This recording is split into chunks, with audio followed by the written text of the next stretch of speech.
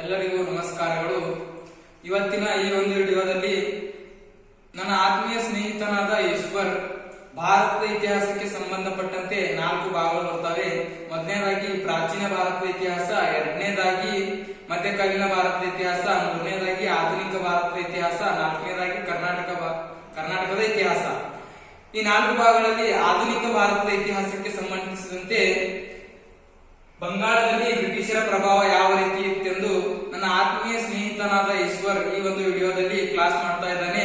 ಎಲ್ಲರೂ ಈ ವಿಡಿಯೋವನ್ನು ಕೊನೆ ತನಕ ನೋಡಿ.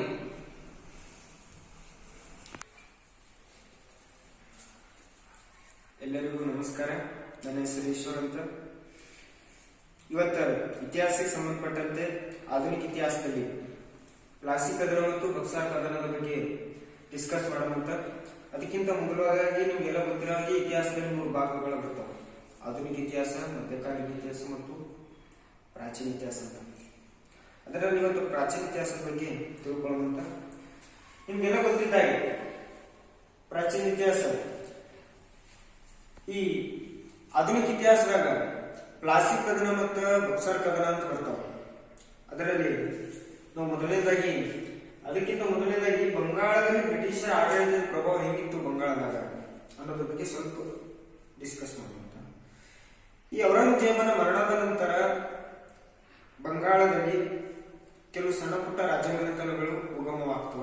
ಅದರಲ್ಲೇ ಪ್ರಮುಖವಾದಂತಹ ರಾಜಮನೆತನ ಯಾವುದು? ನವಾಬ ಮನೆತನ ಅಂತ ನೋಡ್ತೀವಿ. ಹಾಗಾದ್ರೆ ನವಾಬ ಮನೆತನದ ಸ್ಥಾಪಕ ಯಾರು ಅಂತಂದ್ರೆ ಮುರ್ಷಿದ್ ಕುಲಿ ಖಾನ್ ಅಂತ ಬರ್ತಾನೆ. ನವಾಬ ಮನೆತನದ ಸ್ಥಾಪಕ ಯಾರು? ಮುರ್ಷಿದ್ ಕುಲಿ ಖಾನ್.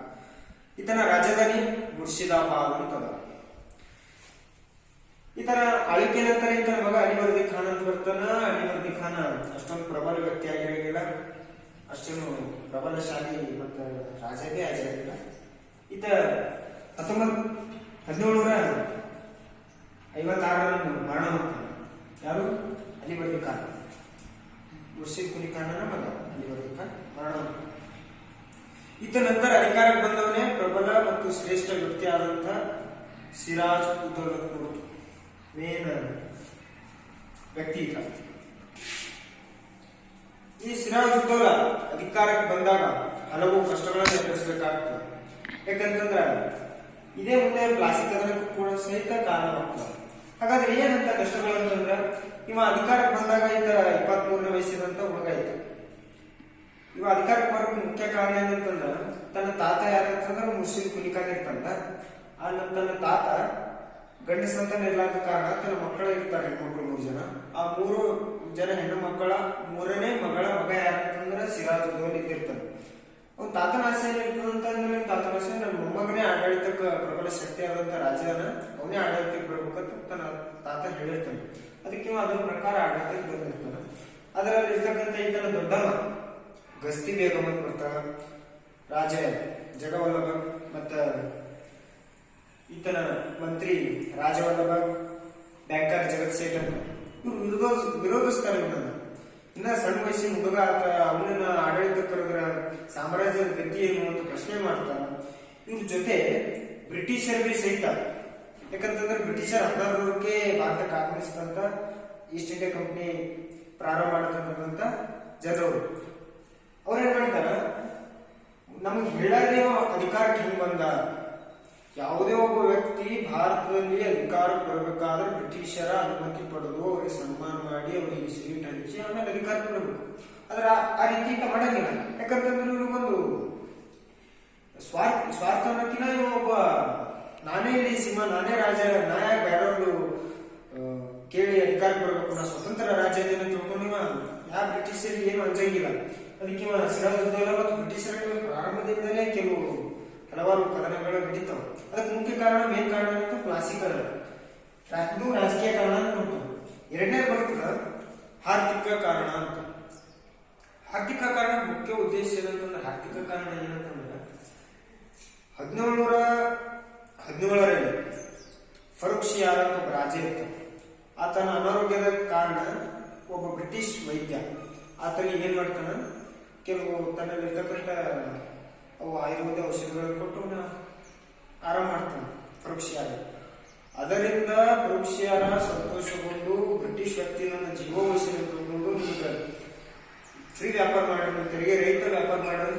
ಬ್ರಿಟಿಷರಿಗೆ ಒಂದು ದಸ್ತಕ ಅಂತ ಒಂದು ಪ್ರಮಾಣ ಪತ್ರ ಕೊಟ್ಬಿಡ್ತಾರೆ. ಅಂದ್ರೆ ಆ ಪ್ರಮಾಣ ಪತ್ರ ತೋರಿಸೋದು ವ್ಯಾಪಾರ ಮಾಡೋದು ಬ್ರಿಟಿಷರಿಗೆ. ಅದನ್ನ ಅವ್ರು ದುರ್ಬಳಕೆ ಮಾಡ್ಕೋತಾರೆ. ತಮ್ಮ ವ್ಯಾಪಾರಕ್ಕಷ್ಟೇ ಸೀಮಿತವಾಗಿರಿಸಲು ಬ್ರಿಟಿಷರು ಭಾರತೀಯ ವರ್ತಕರಿಗೆ ಹಂಚಿಬಿಡ್ತಾರೆ. ತೋರಿ ಮಾರಾಟ ಮಾಡ್ತಾರೆ ಅವನ್ನ. ಆದ್ದರಿಂದ ಇನ್ನು ಸಾಮ್ರಾಜ್ಯಕ್ಕೆ ಬರಬೇಕಾದಂತಹ ಹಣ ಬರಲೇ ಇಲ್ಲ. ಇದರಿಂದ ಸಾಮ್ರಾಜ್ಯ ಕುಸಿತ ಉಂಟಾಗ್ತದ. ಅದರಿಂದ ನೀವು ಅಂತಾರೆ ಬ್ರಿಟಿಷರಿಗೆ ನಿಮ್ಮಿಂದ ಬಹಳ ತೊಂದರೆ ಆಗ್ಲಂದಾಗ ಇಲ್ರಿ ನಾವು ನಮ್ಗೆ ಗೊತ್ತಿಲ್ಲ ಅಂತ ಬ್ರಿಟಿಷರು ಕೆರ್ಲೆಸ್ ಮಾಡ್ತಾರೆ ಈ ಶಿಲಾಯುಗದೊಳಗ. ಇದರಿಂದ ಶಿಲಾಯುಗದಲ್ಲಿ ಇದೊಂದು ಕಾರಣ ಆಗ್ತದೆ ಕ್ಲಾಸೀಕರಣ. ಇನ್ನು ಅದಷ್ಟೇ ಅಲ್ಲ, ಈ ಬ್ರಿಟಿಷರ್ ಏನ್ ಮಾಡ್ತಾರ, ಈತನ ರಾಜ್ಯದ ಅಂಡರ್ದಾಗಿ ಪೋರ್ಟ್ ವಿಲಿಯಂ ಕೋಟೆ ಅಂತ ಪಶ್ಚಿಮ ಬಂಗಾಳದ ಒಂದು ಪ್ರದೇಶದಲ್ಲಿ ಪೋರ್ಟ್ ವಿಲಿಯಂ ಕೋಟೆ ಅಂತ ಪೋರ್ಟ್ ವಿಲಿಯಂ ಕೋಟೆ ಅಂತ ಕಟ್ತಾನೆ. ಯಾರು ಬ್ರಿಟಿಷರು ಕಟ್ಟ ಟೈಮಿಗೆ ಒಂದಿನ ವಾಕಿಂಗ್ ಹೋಗ್ತಿರ್ತಾನೆ. ವಾಕಿಂಗ್ ಹೋಗೋ ಟೈಮಿಗೆ ಏನ್ ಮಾಡತ್ತೀರಪ್ಪ ಬ್ರಿಟಿಷರ್ ಅಂತ ಹೇಳಿದ್ರೆ ಬ್ರಿಟಿಷರ್ ಹೇಳ್ತಾರೆ, ಇಲ್ಲಿ ನಮ್ಮ ಫ್ರೆಂಚರ್ ದಾಳಿ ಮಾಡ್ತಾರ, ಆದ್ರಿಂದ ನಮ್ಮ ಸ್ವರಕ್ಷಣೆಗಾಗಿ ನಾವು ಕೋಟೆ ಕಟ್ಟಕತ್ತೀವ್ರಿ, ಅದನ್ನ ತುಂಬಾ ಕಂದಕ ಹಾಕಕತ್ತೀವಿ ಅಂತ ಹೇಳ್ತಾರೆ. ಅಂದಾಗ ಇವಂತಾನ, ಈ ಭಾಗದ ರಾಜ ನಾದಿನಿ, ಒಂದು ಪರ್ಮಿಷನ್ ಇಲ್ಲ, ಒಂದು ಏನಿಲ್ಲ, ನೀವು ಸ್ವಂತಿಕೆ ನೀವೇ ಕೋಟೆ ಕಟ್ಟಿದ್ರೆ ಇಲ್ಲಿ ರಾಜ ಎದಕ್ಕಿದ್ದೀನಿ ಕೇಳೋರಿಲ್ಲ ಯಾರು ಅಂತ ಅನ್ಕೊಂಡು ಇಲ್ಲಿ ನಮ್ಮ ಫ್ರೆಂಚರ್ ದಾಳಿ ಮಾಡಬೇಡ, ಅವೆಲ್ಲ ಹೇಳ್ಬೇಡ. ಯಾಕ ಫ್ರೆಂಚರ್ ದಾಳಿ ಮಾಡಿದ್ರೆ ನಾ ಇದ್ದೀನಿ, ಭಾಗದ ರಾಜ ನಾ ಇದ್ದೀನಿ, ನೀವು ನಮ್ಗೆ ಹೇಳ್ರಿ, ನಾ ಸೌಲಭ್ಯ ಅದನ್ನ ಬಿಟ್ಟು ಕೋಟೆ ಕಟ್ಟದೆ ಕಂದಕ ಆಗದೆ ನಾಟ ಹಚ್ಚಿರಿ, ಪೈಲ ಕೋಟೆ ಕೆಡೋರ್ತಾನೆ. ಅವಾಗ ಬ್ರಿಟಿಷರ್ ಅಂತಾರೆ ಕೆಡವಂಗಿಲ್ರಿ, ನಾವೇ ಕೆಡವಂಗಿಲ್ಲ ಅಂದ್ರೆ ಮೇಲೆ ಯುದ್ಧ ಮಾಡ್ತೀನಿ ಅಂದಾಗ ಬ್ರಿಟಿಷರು ಮಾಡಂತ ನೋಡ್ರಿ ಯುದ್ಧ ಆಗ್ತದ. 1757 ಜೂನ್ 23ನೇ ತಾರೀಕು ಕಾಸಿಂ ಬಜಾರದ ಮೇಲೆ ಸಿರಾಜುದ್ದೌಲ ಬ್ರಿಟಿಷರ್ ಮೇಲೆ ಯುದ್ಧ ಮಾಡ್ತಾನೆ. ಅಲ್ಲಿರ್ತಕ್ಕಂಥ 146 ಜನ ಬ್ರಿಟಿಷ್ ವ್ಯಕ್ತಿಗಳನ್ನ ತಂದು ತನ್ನ ರಾಜರ ಮುಂದಲ್ಲಿ ಒಂದು 15 18 ಒಂದು ಕೊಠಡಿ ಇರ್ತಾರೆ. ಆ ಕೊಠಡಿಯ ಹಾಕಿ ತುರುಕಿ ಮುಂಜಾನೆ 6 ಸಂಜೆ 6 ತನ ಅಷ್ಟು ಮಂದಿ ಒಳಗೆ ಹಾಕ್ತಾರೆ. ಮರುದಿನ ಬಂದು ನೋಡಿದಾಗ 146 ಬ್ರಿಟಿಷರಲ್ಲಿ 123 ಬ್ರಿಟಿಷರು ಸತ್ತು. ಉಳಿದಂತ ಕೆಲವು ಬ್ರಿಟಿಷರು ಉಳಿತಾರೆ 23 ಜನ. ಅದರಲ್ಲಿ ಹಾಲ್ವೇಲ್ ಅಂತ ಒಬ್ಬ ರಾಜ ಬರ್ತಾನೆ, ಅವ ಒಬ್ಬ ಡಾಕ್ಟರ್. ಹಾಲ್ವೇಲ್ ಅಂತ ಡಾಕ್ಟರ್ ಆತ ಅಂತಾನ ಕಪ್ಪು ಕೋಣೆ ದುರಂತ ಅಂತ ಅಂದಾಗ ಅಲ್ಲಿ ಇರ್ತಕ್ಕಂಥ ಜನ ಇರ್ತಾರೆ, ಏನ್ ಹೇಳಕತ್ತಿದ್ ಏನಾಗ್ಯದ ಅಂದಾಗ ಹಾಲ್ವೇಲ್ ಅಂತಾನ, ಇಲ್ರಿ ಕಪ್ಪು ಕೋಣೆ ದುರಂತ ಆಗ್ಯದ, ಹೆಂಗಾಗ್ಯದ ಏನಾಗ್ಯದ ಬ್ರಿಟಿಷರ್ ಅಂದಾಗ, ಇಲ್ರಿ 146 ಜನ ಬ್ರಿಟಿಷರನ್ನು ಒಯ್ದು ನಮ್ ಸಣ್ಣ ಕೊಠಡಿ ಒಳಗ ಉಸಿರಾಡಿ ಸಹಿತ ಜಾಗ ಇರಲಿಲ್ಲ, ಕೊಠಡಿ ಒಳಗೆ ಇರ್ತಾನ, ಎಲ್ಲರೂ ಹಲವಾರು ಜನ ಸತ್ತಿದ್ರು, ಅದರಾಗ ನಾನೇ ಬದುಕುವುದು ಬಂದೀನಿ, ನೀ ಹ್ಯಾಂಗ್ ಬದುಕುವುದು ಅಂದಾಗ ಕೊಠಡಿಯಲ್ಲಿ ಸ್ವಲ್ಪ ಒಂದು ರಂಧ್ರ ಇತ್ತು, ಆ ದುಃಖಕ್ಕೆ ಮುಂದ್ಕೊಟ್ಟು ನಿಂತಿದ್ದ, ಅದರಿಂದ ಉಸಿರಾಡಿ ನಾ ಬರ್ತೀನಿ ಒಬ್ಬವ್ರಿ ಅಂದಾಗ ಬಾರಿ ಚಲೋ ಐತಪ್ಪ ಅಂತ ಮುಂದೆ ಅಂತ. ಮುಂದೆ ಬ್ರಿಟಿಷರ ಸಾವಿಗೆ ಕಾರಣವಾದಂತಹ ಸಿರಾಜುದ್ದೌಲನ ಹೆಂಗಾರು ಮಾಡಿ ಶಮನ ಮಾಡಬೇಕಂತ ತಿಳ್ಕೊಂಡು ಬ್ರಿಟಿಷರು ಯಾರಿಗಂತಂದ್ರೆ ಒಬ್ಬ ಪ್ರಬಲ ವ್ಯಕ್ತಿ ಇರ್ತಾನೆ, ದ್ವಿಮುಖ ಸರ್ಕಾರ ಪದ್ಧತಿ ಜಾರಿಗೆ ತಂದಂತ ವ್ಯಕ್ತಿ ಅಂತಲ್ಲ ರಾಬರ್ಟ್ ಕ್ಲೈವ್. ಆತ ದಕ್ಷಿಣ ಭಾರತದಾಗ ಈ ಫ್ರೆಂಚರ್ ದಾಳಿಯನ್ನ ಶಮನ ಮಾಡಿಸಲಿಂದ ದಕ್ಷಿಣ ಭಾರತ. ಇವರು ಬ್ರಿಟಿಷರು ದಕ್ಷಿಣ ಭಾರತದಲ್ಲಿ ಇರ್ತಕ್ಕಂಥ ರಾಬರ್ಟ್ ಕ್ಲೈವ್ ಉತ್ತರ ಭಾರತದಲ್ಲಿ ಇರ್ತಕ್ಕಂಥ ಸಿರಾಜುದ್ದೌಲ ನಮ್ಮ ಬ್ರಿಟಿಷರನ್ನ ದಾಳಿ ಮಾಡತ್ತಾನ, ಬ್ರಿಟಿಷರನ್ನ ಕೊಲ್ಲಕತ್ತಾನ, ನೀ ಅಲ್ಲಿ ಇದ್ದೇನ್ ಮಾಡ್ತಿದ್ದೀನಿ, ಬಾ ನೀವು ನನ್ನ ಶಮನ ಮಾಡುವಂತ ತಿಳ್ಕೊಂಡು ಬ್ರಿಟಿಷರು ರಾಬರ್ಟ್ ಕ್ಲೈವ್ ಕರ್ಸ್ಕೋತಾರ. ಅಲ್ಲಿ ಬಂದಂತ ರಾಬರ್ಟ್ ಕ್ಲೈವ್ ಏನ್ ಮಾಡ್ತಾನೆ, ಹೋಗಿ ಯುದ್ಧ ಮಾಡಂಗಿಲ್ಲ, ಆತ ಚಾಣಾಕ್ಷನಾಗಿದ್ದ. ಸಿರಾಜುದ್ದೌಲ ಮೇಲೆ ಹೋಗಿ ಸಾರಿ ರೀ ತಪ್ಪಾಗ್ಯದ, ನಾವ್ ಹಿಂಗ್ ಮಾಡ್ಬಾರ್ದಿತ್ತು, ನೀವೇ ರಾಜ ಅಂತ ತಿಳ್ಕೊಂಡು ಕ್ಷಮೆ ಯಾಚಿಸಿ ಸಿರಾಜುದ್ದೌಲ ನಡುವೆ ಅಲಿಗರ್ ಒಪ್ಪಂದ ಮಾಡ್ಕೋತಾನೆ. 1756 ಫೆಬ್ರವರಿ 9ರಂದು ಅಲಿಗರ್ ಒಪ್ಪಂದ ಮಾಡಿಕೊಂಡು ಈ ಅಲಿಗರ್ ಒಪ್ಪಂದದ ಪ್ರಕಾರ ಸಿರಾಜುದ್ದೌಲ ಮತ್ತು ರಾಬರ್ಟ್ ಕ್ಲೈವ್ ಒಪ್ಪಂದದ ಪ್ರಕಾರ ರಾಬರ್ಟ್ ಕ್ಲೈವ್ ಕ್ಷಮೆ ಯಾಚಿಸಿ ಹೋಗ್ತಿರ್ತಾನ. ಅವಾಗ ಸಿರಾಜುದ್ದೌಲ ಕ್ಷಮೆ ಕೇಳಿದೆ ತಿಳ್ಕೊಂಡು ನೀವು ವಿಲಿಯಂ ಕೋಟೆ ಕಟ್ಟಕೊಂಡು ಕ್ಷಮೆ ಕೇಳಿದ ಕಾರಣಕ್ಕಾಗಿ ತನ್ನಲ್ಲಿರ್ತಕ್ಕಂಥ ಎಲ್ಲ ಸಿಮೆಂಟ್ ಕಟ್ಕೊಂಡು ನೀವೇ ಕಟ್ಕೊಂಡು ಸುಲಭ ತಿಳ್ಕೊಂಡು ಸಿರಾಜುದ್ದೌಲ ಉದಾರವಾಗಿ ಮನಸ್ಸಿಕೊಂಡು ಕೊಟ್ಬಿಡ್ತಾನೆ. ಆಗ ರಾಬರ್ಟ್ ಕ್ಲೈವ್ ಒಂದು ಕೆಲಸ ಮಾಡ್ತಾನೆ, ಹೋಗಿಸಿಂದ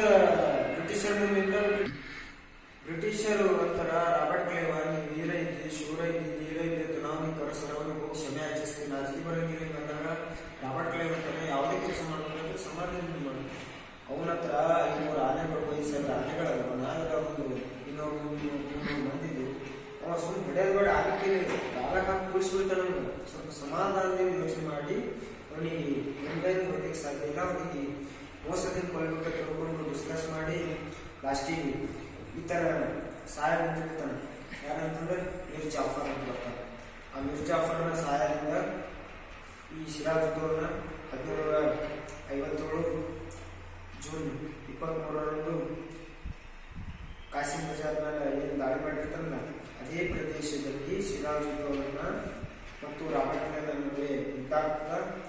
ಸಿರಾಜುದ್ದೌಲನ ಸಹಾಯಕನಾಗಿ ಯಾರಿರ್ತಾರ ಮೀರ್ ಜಾಫರ್ ಇರ್ತಾನೆ. ಆದ್ರೆ ಮೀರ್ ಜಾಫರ ಸಿರಾಜುದ್ದೌಲನಿಗೆ ಮೋಸ ಮಾಡಿ ಕೊಲ್ಲಲು ಕಾರಣ ಆಗ್ತಾನೆ. ರಾಬರ್ಟ್ ಕ್ಲೈವ್ ಮತ್ತು ಸಹಚರರೆಲ್ಲ ಸೇರಿ ಸಿರಾಜುದ್ದೌಲನ ಶಿರಚ್ಛೇದನ ಮಾಡಿ ಅವನನ್ನು ಕೊಲ್ತಾರ. ಮುಂದೆ ಬಂಗಾಳದ ನವಾಬನಾಗಿ ಯಾರು ಬರ್ತಾರೆ ಅಂತಂದ್ರೆ ಮೀರ್ ಜಾಫರ್ ಬರ್ತಾನೆ. ಮೀರ್ ಜಾಫರ್ ಕೇವಲ ಹೆಸರಿಗಷ್ಟೇ ರಾಜನಾಗಿಲ್ಲ, ಉಳಿಕಿದೆಲ್ಲ ಅಧಿಕಾರ ಎಲ್ಲ ಬ್ರಿಟಿಷರ್ ಕೈಯಾಗಿತ್ತು. ಯಾಕಂತಂದ್ರೆ ಮೀರ್ ಜಾಫರ್ ಬ್ರಿಟಿಷರೇ ಕೈ ಬೊಂಬೆಯಾಗಿ ಆಡಳಿತ ಮಾಡ್ತಿದ್ದವ್ರು, ಹೆಂಗ ಆಡ್ತಾರೆ ಹಂಗ ಆಡಿಸ್ತಿದ್ದ.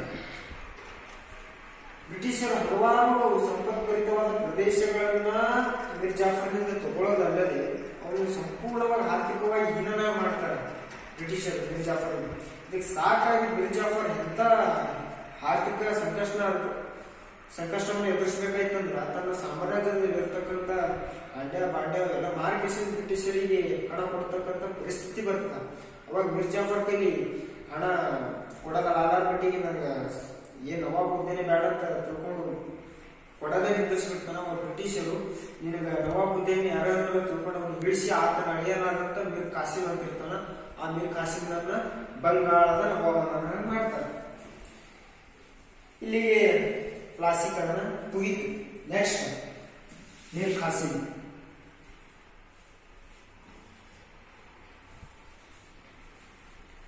ಬಂಗಾಳದ ನವಾಬನ ಆಗ್ತಾನೆ. 1760ಕ್ಕೆ ಮೀರ್ ಕಾಸಿಂ ಬಂಗಾಳದ ನವಾಬನ ಆಗ್ತಾನ. ನವಾಬನ ಆಗೋಕ್ಕಿಂತ ಮುಂಚೆ ಏನ್ ಮಾಡಿರ್ತಾನೆ ಅಂತಂದ್ರೆ ಬ್ರಿಟಿಷರಿಗೆ 3 ಸಂಪತ್ಭರಿತವಾದ ಪ್ರದೇಶ ಮತ್ತು $1 ಕೋಟಿ ಕೊಟ್ಟಿರ್ತಾನೆ ನವಾಬನ ಆಗಸನೆ. ಇದರಿಂದ ಬ್ರಿಟಿಷರು $1 ಕೋಟಿ ಮತ್ತು 3 ಸಂಪತ್ಭರಿತವಾದ ಪ್ರದೇಶ ಅಂತಂದ್ರೆ ಚಿತ್ರಗಂಗಾ, ಮಿಡ್ನಾಪುರ ಮತ್ತು ಭರದ್ವಾರ ಅಂತ ಪ್ರದೇಶಗಳು ಅವು ಅತ್ಯಂತ ಸಂಪತ್ಭರಿತವಾದ ಪ್ರದೇಶಗಳಿರ್ತಾವ. ಅವು 3 ಮತ್ತು $1 ಕೋಟಿ ಕೊಟ್ಟಿರ್ತಾನೆ. ಮುಂದೆ ಆಡಳಿತ ಮಾಡ್ಕೊತ ಹೋಗಿರ್ತಾನೆ. ಮುಂದೆ ಏನಾಗ್ತದ, ರಾಜಕೀಯ ಕಾರಣ ಏನು, ಇದು ಮುಂದೆ ಬಕ್ಸರ್ ಕದನಕ್ಕೆ ಕಾರಣ ಆಗ್ತದೆ. ಹೆಂಗಂತಂದ್ರ ಮೊದಲನೇದಾಗಿ ರಾಜಕೀಯ ಕಾರಣಕ್ಕೆ ಬಂದಾಗ ಏನ್ ರಾಜಕೀಯ ಕಾರಣ ಅಂತಂದ್ರ ಈ ಬ್ರಿಟಿಷರು ದೆಹಲಿಯ ಚಕ್ರವರ್ತಿ 2ನೇ ಶಾ ಆಲಂ ಆಗಿರ್ತಾನೆ. ಆ 2ನೇ ಶಾ ಆಲಂನನ್ನ ಚಕ್ರವರ್ತಿ ಅಂತ ಒಪ್ಕೊಳ್ಬೇಕಂತ ಈ ಮೀರ್ ಕಾಸಿಂನಿಗೆ ಬ್ರಿಟಿಷರು ಹೇಳ್ತಾರೆ. ಅವಾಗ ಮೀರ್ ಕಾಸಿಂ ಅಂತಾನೆ, ಅವ ಚಕ್ರವರ್ತಿ ಆದ್ರೆ ನಾ ಯಾರು, ನನ್ನ ಸಾಮ್ರಾಜ್ಯಕ್ಕೆ ನಾನೇ ರಾಜ, ನಾಯಕ ಅವ್ರಿಗೆ ಚಕ್ರವರ್ತಿ ಅವ್ರಿಗೆ ರಾಜ ಇರ್ಬೇಕು, ನಾನು ಸ್ವತಂತ್ರ ರಾಜ ಇದ್ದೀನಿ, ನಾಯಕ ಬೇರೆ ರಾಜ ಇರ್ಬೇಕು, ನಾನು ಅನ್ನಂಗಿಲ್ಲ ಅಂತ. ಅವಾಗ ಬ್ರಿಟಿಷರ್ ಅಂತಾರೆ, ನೀನು ಅನ್ನಂಗಿಲ್ಲ ಅಂದ್ರೆ ನೀನು ನವಾಬ ಹುದ್ದೆಯಿಂದ ತಡೆಗಿಳಿಸ್ತೀನಿ ಅಂತಾರೆ.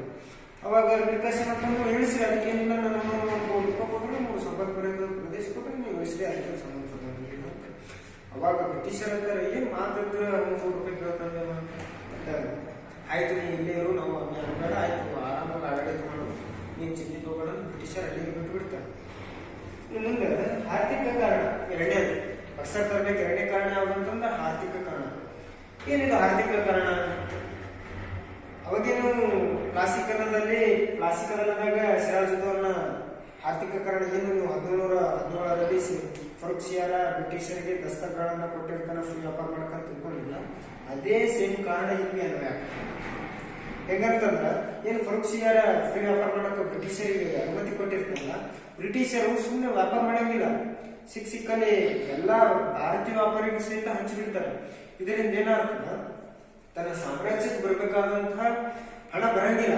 ಇದರಿಂದ ಕೋಪಗೊಂಡಂತ ಮೀರ್ ಜಾಫರ್ ಏನ್ ಮಾಡ್ತಾನ, ಬ್ರಿಟಿಷರ ಹತ್ರ ಹೋಗ್ತಾನೆ, ಓಕೆ ಏನ್ ನಡೆಸಿದ್ರು ನೀವು, ಏನು ನನ್ನ ಸಾಮ್ರಾಜ್ಯ ಕಟ್ಟತ್ತೀರ ಬಿಟ್ಟು ಬಿಡುವಂತೀರ, ಆರ್ಥಿಕವಾಗಿ ಸಂಕಷ್ಟ ಅನುಭವಿಸುತ್ತೀನಿ, ಮತ್ತು ನೀವು ತೆರಿಗೆ ಮೇಲೆ ತೆರಿಗೆ ತಗೊಂಡ್ರ ನಾ ಎಲ್ಲಿ ಸಾಮ್ರಾಜ್ಯ ನಡೆಸಲಿ, ಹ್ಯಾಂಗ್ ನಡೆಸಲಿ, ನಿಮ್ಗೆ ದಸ್ತಕಗಳು ಎದಕ್ಕೆ ದುರುಪಯೋಗ ಮಾಡ್ಕೊಳ್ತೀವಿ ಅಂತ ಕೇಳಿದಾಗ ಬ್ರಿಟಿಷರ್ ಅಂತಾರೆ ನಮ್ಗೇನು ಗೊತ್ತಂತಾರೆ.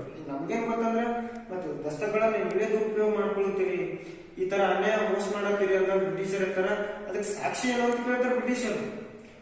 ಅವಾಗ ಮೀರ್ ಕಾಸಿಂ ಅಂತಾನೆ ಸಾಕ್ಷಿ ಬೇಕಾ ನಿಮ್ಗೆ? ಆಯ್ತು ತೋರ ತಿಳ್ಕೊಂಡು ನಿಮ್ಗೆ ಸಾಕ್ಷಿ ಬೇಕಂತ ತಿಳ್ಕೊಂಡು ಸುಂಕ ತಪಾಸಣಾ ಕೇಂದ್ರಗಳನ್ನು ಪ್ರಾರಂಭ ಮಾಡ್ತಾರೆ ಮೊದಲನೇ ಬಾರಿಗೆ ಶಿರಾಜ್. ಯಾರು? ಮೀರ್ ಕಾಸಿಂ. ಸುಂಕ ತಪಾಸಣಾ ಗೊತ್ತದೆ, ಚೆಕ್ ಪೋಸ್ಟ್ ಅಂತ. ಯಾರ್ಯಾರು ತೆರಿಗೆ ಕಟ್ಟಲಾರದೆ ವ್ಯಾಪಾರ ಮಾಡ್ತಿರ್ತಾರಲ್ಲ ಅವ್ರು ಸಿಕ್ಕಿರ್ತಾರೆ. ಸುಮಾರು ಒಂದೇ ದಿನದಾಗ 1500 ಜನ ಸಿಕ್ಕಿರ್ತಾರೆ. ಯಾವುದೇ ತೆರಿಗೆ ಕಟ್ಟಲಾರದೆ ವ್ಯಾಪಾರ ಮಾಡೋರು 1500 ಜನ ಸಿಕ್ಕಿರ್ತಾರೆ. ಅವಾಗ ಕರ್ಕೊಂಡ್ಬರ್ತಾನೆ ಸಿರಾಜುದ್ದೌಲ ಬ್ರಿಟಿಷರಿಂದ. ಬ್ರಿಟಿಷರ್ ನಿಂತಿದ್ರು, ಸಿರಾಜುದ್ದೌಲ ನಿಂತಿದ್ರು. ಅವ್ರು ಅಷ್ಟು ಕಷ್ಟ ನೋಡ್ರಿ ಮಾರಿಲ್ಲತ್ತೀರಿ, ದಸ್ತಕಗಳ ದುರುಪಯೋಗ ಮಾಡ್ಕೊಂಡಿಲ್ಲತ್ತೀರಿ, ಸ್ತ್ರೀ ವ್ಯಾಪಾರ ಮಾಡೋರು ಎಲ್ಲಿದ್ದು ಬಂದಿರೋರು? ನಿಮ್ಮವ್ರೆ ಅವರು ಬ್ರಿಟಿಷರ್ ನಮ್ಮವ್ರಲ್ರಿ ಅವರು, ಅವರೆಲ್ಲ ಡೂಪ್ಲಿಕೇಟ್ ಮಾಡಿಸ್ಕೊಂಡ್ರ ಅಂದ್ರೂ ಬಿ ಬ್ರಿಟಿಷರ್ ಬಿಟ್ಟಿಲ್ಲ. ಬ್ರಿಟಿಷರ್ ಭಾಳ ಡೇಂಜರ್, ಒಪ್ಕೊಳ್ಳಂಗಿಲ್ಲ ಅವರು. ಅವ್ರಕ್ಕಿಂತ ಡೇಂಜರ್ ಮೀರ್ ಕಾಸಿಂ. ಅವ್ನು ಬಿಡಂಗಿಲ್ಲ. ನಿಮ್ಮದೇನಾಗಲಿ ನಮ್ಮದೇನಾಗಲಿ ತಿಳ್ಕೊಂಡು ಸದಾ ಹಿಂಗೆ ಪ್ರಾರಂಭದಿಂದಲೇ ಅವರ ನಡುವೆ ಮತ್ತು ಬ್ರಿಟಿಷರ್ ನಡುವೆ ಈಗ ಆಗ್ತಾನೆ ಇದ್ದು, ಕಲಹಗಳು ಆಗ್ತಾನೆ ಇದ್ದು. ಹಿಂಗಾಗ ಕಲೆ ಬಾ ಅಂತ ಬ್ರಿಟಿಷರ್ ಮುಂದೆ ಏನ್ ಮಾಡ್ತಾನೆ, ಫ್ರೀ ವ್ಯಾಪಾರ ಮಾಡಕ್ಕೆ ಅನುಮತಿ ಕೊಟ್ಬಿಡ್ತಾನೆ. ಹಂಗಂತಂದ್ರ ಯಾವುದೇ ಒಬ್ಬ ಭಾರತೀಯ ವರ್ತಕ ಯಾವುದೇ ತೆರಿಗೆ ಇರಲಾರದೆ ವ್ಯಾಪಾರ ಮಾಡ್ಬೋದು, ಕಾನೂನು ಜಾರಿಗೆ ತರ್ತಾರೆ ಮೀರ್ ಕಾಸಿಂ. ಇದರಿಂದ ಬ್ರಿಟಿಷರು ಇವೇನು ದಸ್ತಕಗಳು ಮಾರಾಟ ಮಾಡ್ತಾರಲ್ಲ ನಿಂತು ಹೋಗ್ಬಿಡ್ತಾರೆ ಬ್ರಿಟಿಷರ್ದು. ಇದರಿಂದ ಕೋಪಗೊಂಡಂತ ಬ್ರಿಟಿಷರ್ ಬಂದು ಸಿರಾಜುದ್ದೌಲ ಕೇಳ್ತಾರೆ, ಯಾಕೆ ಯಾಕೆ ಮಾಡಿಸಿ ಎಲ್ಲ ನಮ್ಗೆ ಯಾಕೆ ಬಂದ್ ಮಾಡಿಸಿದಿ ಅಂತ ಕೇಳ್ತಾರೆ. ಕೇಳಿದಾಗ ಸಿರಾಜುದ್ದೌಲ ಅಲ್ಲ, ನಾ ಫ್ರೀ ವ್ಯಾಪಾರ ಮಾಡ್ಲಿಕ್ಕೆ ಜನಗಳಿಗೆ ಅನುಮತಿ ಕೊಟ್ಟ ನಿಮ್ಗೆ ಯಾಕೆ ಏನಾಗುತ್ತೆ? ನಿಮ್ಗೇನು ತೊಂದರೆ ಆಗುತ್ತೆ? ನೀವೇನಾದ್ರು ಮಾರುತ್ತೀರಿ? ಇಲ್ಲ. ಮತ್ತೆ ನಿಮ್ಗೆ ಯಾಕೆ ತೊಂದರೆ ಇಲ್ಲ? ಅವ ಕೇಳ್ತಾನೆ. ಅದಕ್ಕೆ ಕೇಳಿದಾಗ ಬ್ರಿಟಿಷರ್ ಆಯ್ತು ಮಾಡ್ತೀನಿ, ಅವ್ರ ನಡುವೆ ಇವ್ರ ನಡುವೆ ಹಲವಾರು ಯುದ್ಧಗಳಾಗ್ತವೆ. ಇನ್ನು ನೆಕ್ಸ್ಟ್ ರಾಮನಾರಾಯಣನ ಪ್ರಕರಣ ಅಂತ ಬರ್ತದೆ. ರಾಮನಾರಾಯಣನ ಪ್ರಕರಣ. ಏನಿದು ರಾಮನಾರಾಯಣನ ಪ್ರಕರಣ ಅಂತಂದ್ರ, ಈ ರಾಮನಾರಾಯಣ ಅದನ್ನಲ್ಲ ಮೀರ್ ಕಾಸಿಂನ ಆರ್ಥಿಕ ಮಂತ್ರಿ ಅಂತ. ಏನ್ ಮಾಡ್ತಾನ ಅಂತಂದ್ರ, ಮೀರ್ ಕಾಸಿಂನ ರಾಜ್ಯದಲ್ಲಿ ಇದ್ಕೊಂಡು ಆತನ ಎಲ್ಲಾ ಪ್ಲಾನ್ಗಳನ್ನ ಏನೇನು ಯೋಜನೆಗಳು ತರ್ತಾರಲ್ಲ ಅದು ಏನ್ ಮಾಡ್ತಾನೆ ಬ್ರಿಟಿಷರಿಗೆ ಹೇಳ್ತಿರ್ತಾನೆ. ಇದರಿಂದ ಒಂದಿನ ಮೀರ್ ಕಾಸಿಂ ಗೊತ್ತಾಗ್ಬಿಡ್ತಾರ. ಗೊತ್ತಾದಾಗ ಈ ರಾಮನಾರಾಯಣ ಶಿರಚ್ಛೇದನ ಮಾಡ್ಲಿಕ್ಕೆ ಅನುಮತಿ ಕೊಟ್ಬಿಡ್ತಾನೆ ಆತನ ಮಂತ್ರಿಗಳಿಗೆ. ಅವಾಗ ರಾಮನಾರಾಯಣ ಓಡೋ ಹೇಳಿ ಬ್ರಿಟಿಷರ್ ಬಂದಿರ್ತಾನೆ. ಈ ಬ್ರಿಟಿಷರ್ ಬರೋದ ಬ್ರಿಟಿಷರ್ ಮೀರ್ ಕಾಸಿಂ ಕೊಲ್ಲಕ್ ನಿಂತಾನ, ಸಹಾಯ ಮಾಡಿದ ಬ್ರಿಟಿಷರ್ ತಮ್ಮ ಸಾಮ್ರಾಜ್ಯದಲ್ಲಿ ಇಟ್ಕೊಂಡಿರ್ತಾರ.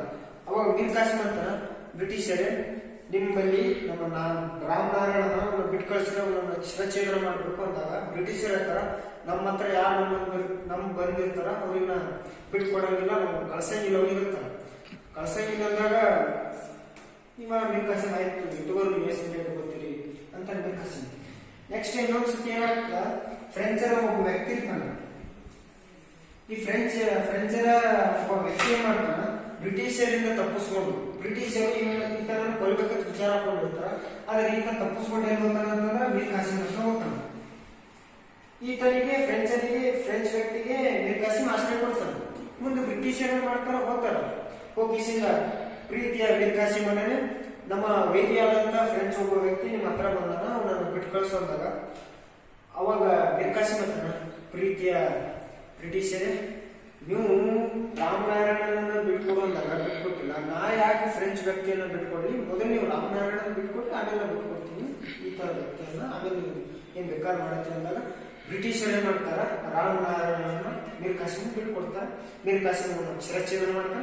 ಆಮೇಲೆ ಬ್ರಿಟಿಷರ್ ತರ ನಾವೇ ರಾಮನಾರಾಯಣನ ಬಿಟ್ಕೊಟ್ಟಿದ್ದು, ಈಗ ಫ್ರೆಂಚ್ ವ್ಯಕ್ತಿಯನ್ನ ನಮ್ಗೆ ಬೇಕಾಗಿರೋ ಬಿಟ್ಕೊಡಂದಾಗ ಮೀರ್ ಕಾಸಿಂ ಮಾತ್ರ ಹೇಳ್ತಾನೆ, ಹಿಂದೊಂದು ಮುಂದೊಂದು ಮಾತಾಡೋ ವ್ಯಕ್ತಿ ಅಂತ ನಾ ಅಲ್ಲ, ನೀವೆಲ್ಲ ನಿಮ್ಮ ಸ್ವಾರ್ಥಕ್ಕಾಗಿ ಬಿಟ್ಕೊಟ್ಟಿರ್ಬೋದು, ಅದನ್ನ ಎಂದೂ ಇನ್ನೊಬ್ಬ ನನ್ನ ನಂಬಿ ಬಂದಂತ ವ್ಯಕ್ತಿಯನ್ನ ಬಿಟ್ಕೊಡಂಗಿಲ್ಲ ಅಂತ ತಿಳ್ಕೊಂಡು ಬ್ರಿಟಿಷರಿಗೆ ಹೇಳ್ತಾನ.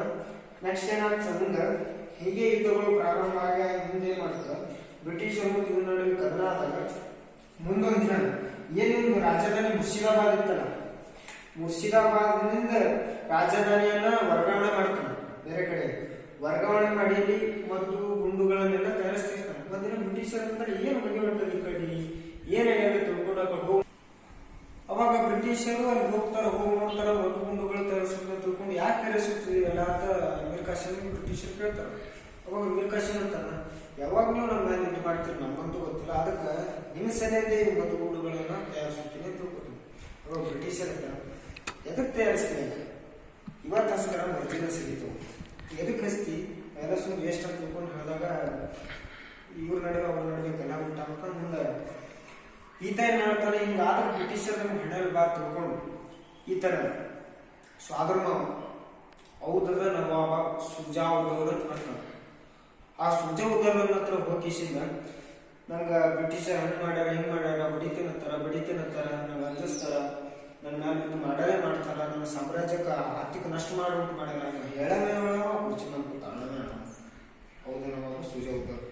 ಅವಾಗ ಇದ್ದ ಮೊದಲ ಇದ್ದಂಥ ಮಂತ್ರಿಗಳಂತಾರೆ ಏಟ್ ಅಳಿಸ್ತದಕ್ಕೆ ಸತ್ಗಿ ತೋಲ ದುಡ್ಡು ಎದಕ್ಕೆ ಕಳಿಸ್ತಂದಾಗ ಸುಜಾವುದವ್ರು ಇದೆಲ್ಲ ಕಳಿಸ್ಕೊಂಡು ನೀವು ಕಾಸಿನ ಇಷ್ಟು ಕಷ್ಟ ತಿಳ್ಕೊಂಡು ತನ್ನ ಸ್ನೇಹಿತನಾದಂಥ ಯಾರು ದೆಹಲಿ ಚಕ್ರವರ್ತಿ ಎರಡನೇ ಶಾಲ ಬರ್ತಾನೆ, ಎರಡನೇ ಶಾಲ ಪತ್ರ ಬಿಡ್ತಾನೆ, ಪ್ರೀತಿ ಎರಡನೇ ಶಾಲ ಮನೆ ನನ್ನ ಆತ್ಮೀಯ ಸ್ನೇಹಿತನಾಗಿರ್ತಕ್ಕಂಥ ನಮ್ಮ ಮೀರ್ ಕಾಸಿಮ ಕೆಲವು ಸಂಕಷ್ಟದಾಗ ನನ್ನ ಬ್ರಿಟಿಷರು ಅವನಿಗೆ ಭಾಳ ನಷ್ಟ ಉಂಟು ಮಾಡ್ಯಾರ, ಆದ್ರಿಂದ ಅವ್ರ ವಿರುದ್ಧ ಹೋರಾಟ ಮಾಡ್ಬೇಕಂತ ನೀವು ಯಾಕೆ ನಮ್ಗೆ ಕೂಡ ಕೈ ಜೋಡಿಸ್ಬಾರ್ದು ಎರಡನೇ ಶಾಲ ಅಂತ ಸುಜಾವುದೌಲ ಎರಡನೇ ಶಾಲ ಪತ್ರ ಬರೆದಾಗ ಸುಜಾವುದೌಲ್ ಯಾರು ಸುಜಾವುದೌಲ್ ಮತ್ತು ಮೀರ್ ಕಾಸಿಮ್ ಮತ್ತು ಎರಡನೇ ಶಾ ಆಲಂ ಈ ಮೂರು ಜನ ತ್ರಿಕೂಟ ಸೈನ್ಯವನ್ನು ತಯಾರಿಸ್ತಾರೆ. ಎರಡನೇ ಶಾ ಆಲಂ, ಔದದ ಸುಜಾವುದೌಲ್ ಮತ್ತು ಮೀರ್ ಕಾಸಿಮ್ ಈ ಮೂರು ಜನ ತ್ರಿಕೂಟ ಸೈನ್ಯವನ್ನು ತಯಾರಿಸಿಕೊಂಡು ಬ್ರಿಟಿಷರ ವಿರುದ್ಧ ಹೋರಾಡಕ್ಕೆ ತಯಾರಾಗ್ತಾರೆ. ಹೋಗ್ತಾರೆ ಹೋಗಿಸಿದ ಇವ್ರ ನಡುವೆ ಮತ್ತು ಬ್ರಿಟಿಷರ ನಡುವೆ ಬ್ರಿಟಿಷ್ ವರ್ಸಸ್ ತ್ರಿಕೂಟ ಸೈನ್ಯ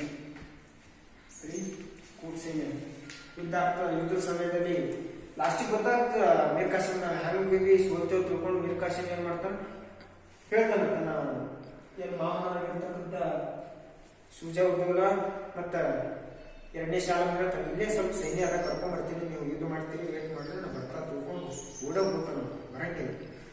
ಓಡೋಗ್ತಾನ ಮುಂದೆ ಸೋಲ್ಕಿಸಿಂದ ಬ್ರಿಟಿಷರ್ ಅವ್ರ ಎದುರಿಗೆ ನಿಂತಿರ್ತಾರ. ಇವರು ಎರಡನೇ ಶಾಲನು ಮತ್ತು ಸುಜಾವುದೌಲ ಆನೆ ಮೇಲೆ ನಿಂತಿರ್ತಾರ, ಆನೆ ಮೇಲೆ ಇಳಿಸ್ತಾರ, ಇಳಿಸ್ತಾಳ ಎದಕ್ಕೆ ಬಂದಿರಿ ಇಲ್ರ ನಾವು ಮನೆ ಕರ್ಕೊಂಡು ಬಂದ ಎಲ್ಲದ ಓಡೋನು ಬನ್ನಿ ನೀವು ತಿಳ್ಕೊಂಡು ಹೋಗ್ಬಿಡಿ ಬಂಧನಕ್ಕೊಳಗಾಕಿ ಮುಂದೆ 1764 ಏನು ಕ್ಲಾಸಿಕ್ ಅದನ್ನ ಬಕ್ಸರ್ ಮುಕ್ತಾಯ ಆಗ್ತಾ ಮುಂದೆ 1765 ಈ 1765 ಆಗಸ್ಟ್